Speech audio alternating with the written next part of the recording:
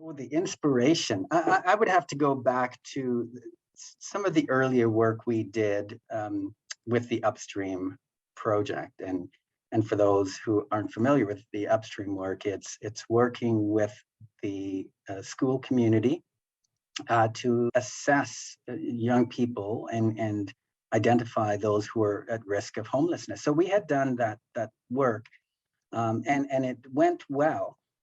And so, I was looking at different communities across the country, and I came across in different places the idea that they developed a strategy, and I thought, there is an appetite, there is an interest in doing more prevention work within the region, but I don't know that we actually have a strategy.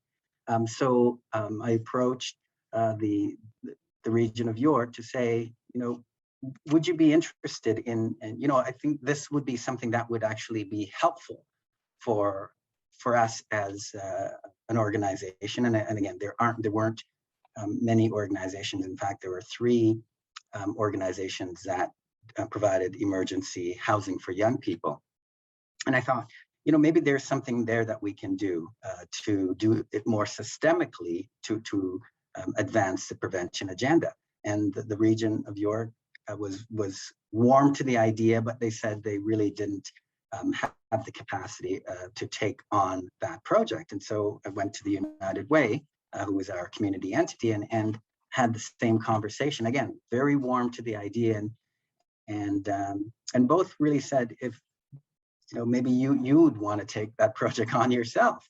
And so we talked about it internally, and said, maybe we will. And with some funding that came from the United Way for systems change, we moved forward with the ask, and here we are. So it really is a bunch of things, the upstream work having been done and achieving some success, conversations around prevention, the fact that I should mention also that there were previous attempts at a youth strategy, but one of the things that ended up happening was they ended up on a shelf.